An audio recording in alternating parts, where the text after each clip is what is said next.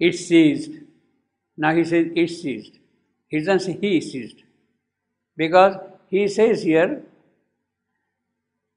he is talking of who is speaking? The voice. Formidable voice. What ceased? Not he, but the voice ceased. That it stands for voice. So these are some of the difficult to pronounce in Savitri, you see.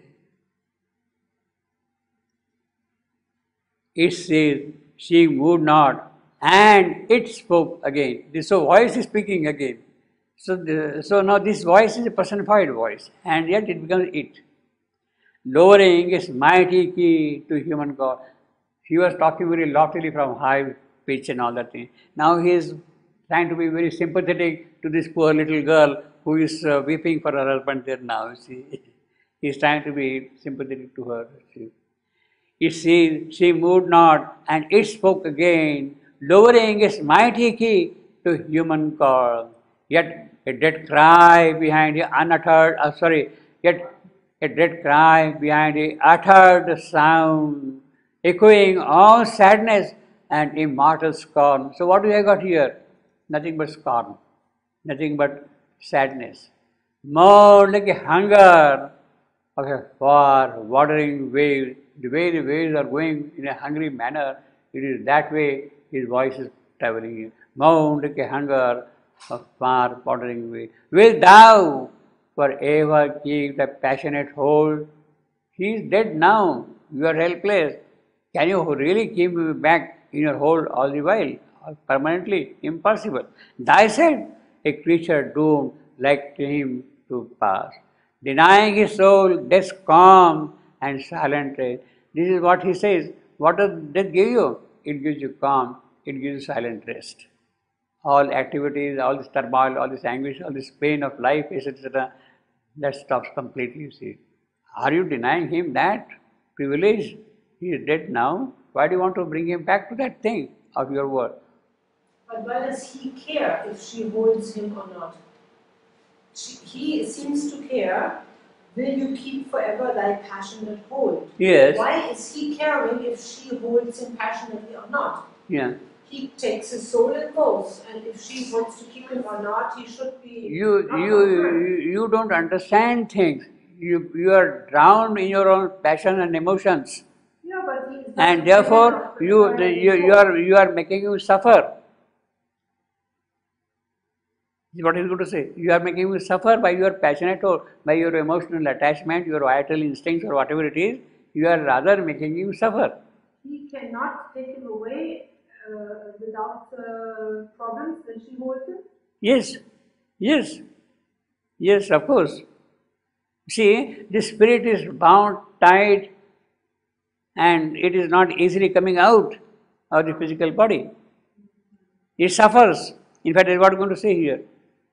Will thou forever keep thy passionate hold, thyself a creature doomed like him to pass, denying his soul death's calm, silent rest. Relax thy grasp. This body is earth and thine. I don't care about this body. Take it away. What I am interested in is spirit.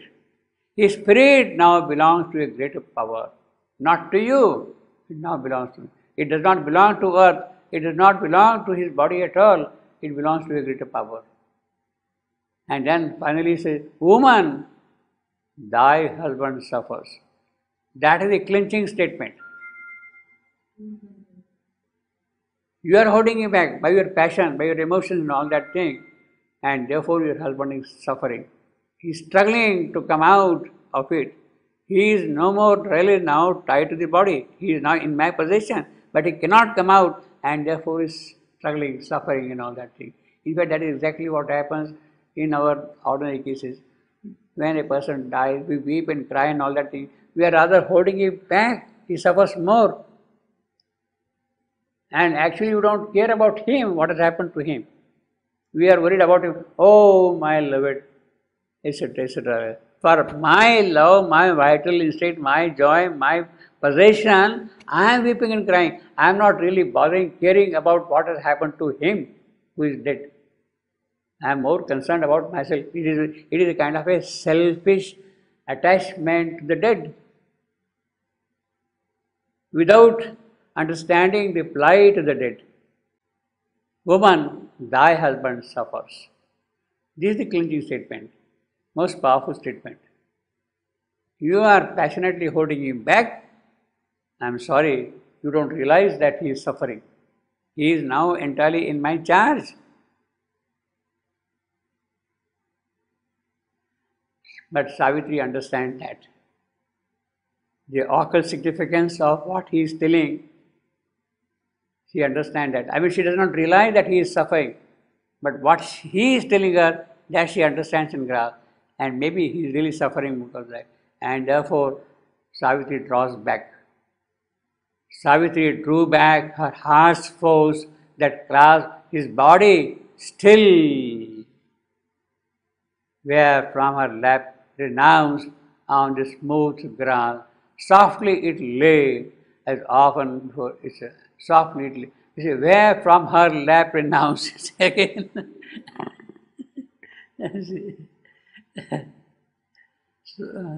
So we'll have to really see the sequence now, whether it is a breast or a lap, you see. Yeah. Here it is absolutely clear. Where from her lap renounced.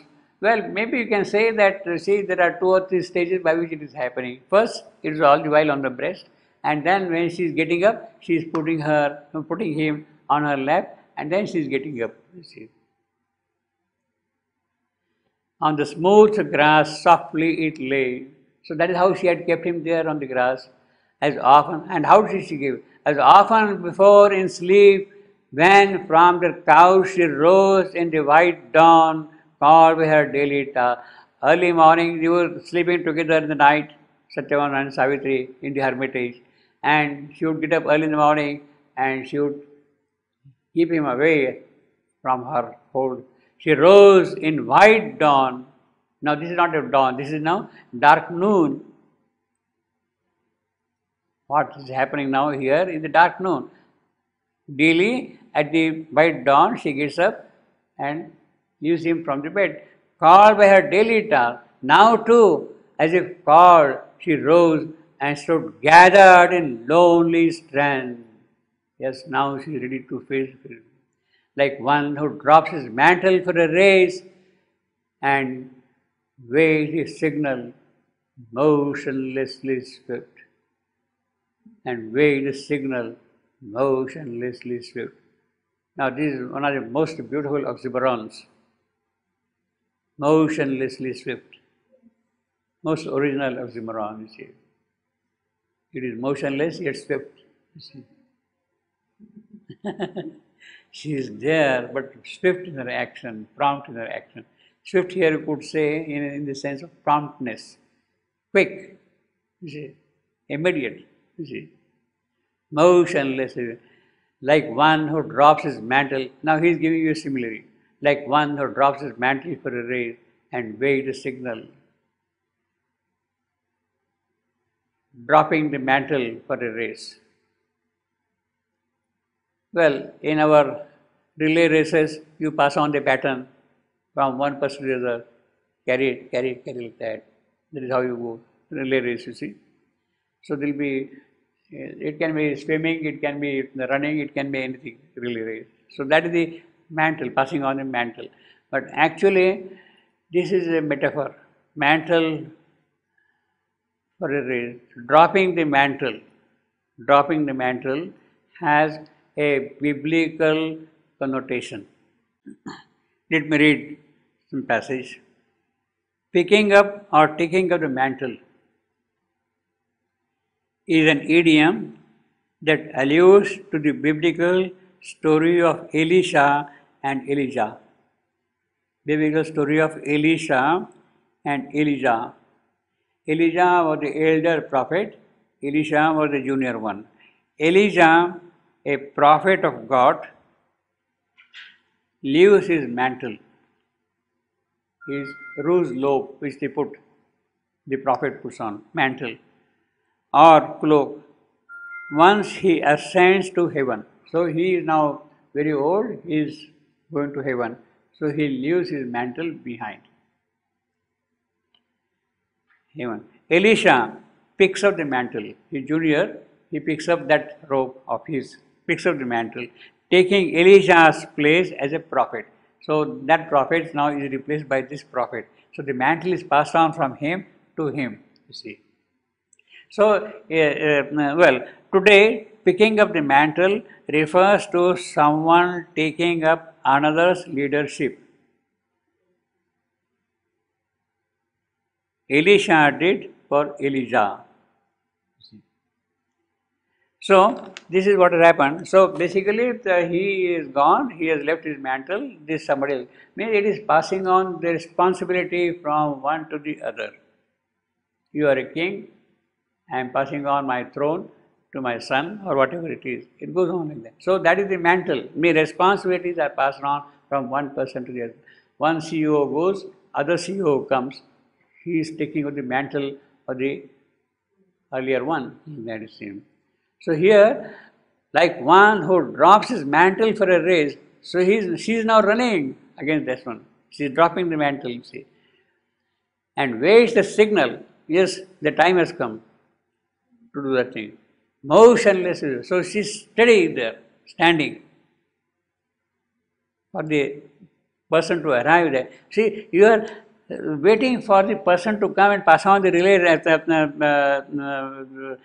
token or mantle, whatever you want to call it, rod in your hand, you see, roll into your hand. So you are standing there. How you are standing? You are still, motionless, but at the same time you are swift. The moment it comes, to start running. You see, the moment it comes, you start running. You see, you cannot run before. You see. So Shevendra was quite familiar with all these relay races and all that, you see, and he uses this most appropriately. Swift, motionless. In fact, in another place he uses the phrase false start. In Savitri he uses the phrase false start. You jump the line before the gun is fired. Start. That is called the false start. In the horse races, all the horses are standing for the gun to shoot. Then only they start the racing. Yeah. So if you start before the gun is fired, then it's a false start. He is disqualified. He is disqualified. Huh? Yeah. So sometimes you go. Exactly. Yeah. I know. Yeah. Yeah. Then you are out. Yeah. Yes. Yes. So that's a false start. He uses the phrase false start in Savitri. I will have to find out. I can find out false start. A fatal seed was sown in life's false start. Something has happened. It has made a wrong beginning before the fatal seed was. Okay, when does it start really? A fatal seed was sown in life's false start when evil twinned with good on earthly soil. So when the evil is out, it really. Yeah, means evil and good both of them, the false start has taken place. So evil is overtaking. So we have to wait until the evil is out. Well, unless good catches, or So we are in fact, he is disqualified. We are still in the false start. It's We are all disqualified. disqualified, yeah, you see. Actually, this is the argument which is being made by Savitri's mother to Narad. What is this life, all this misery? Is this your God who has made this creation? Is it a false start? See, that is the kind of an argument she is making, you see. So, in that context, she says false start. Begin the race before the gun is fired. Yeah, you should have waited, no? Yeah. You should not have come here. But you cannot go back. You cannot come back.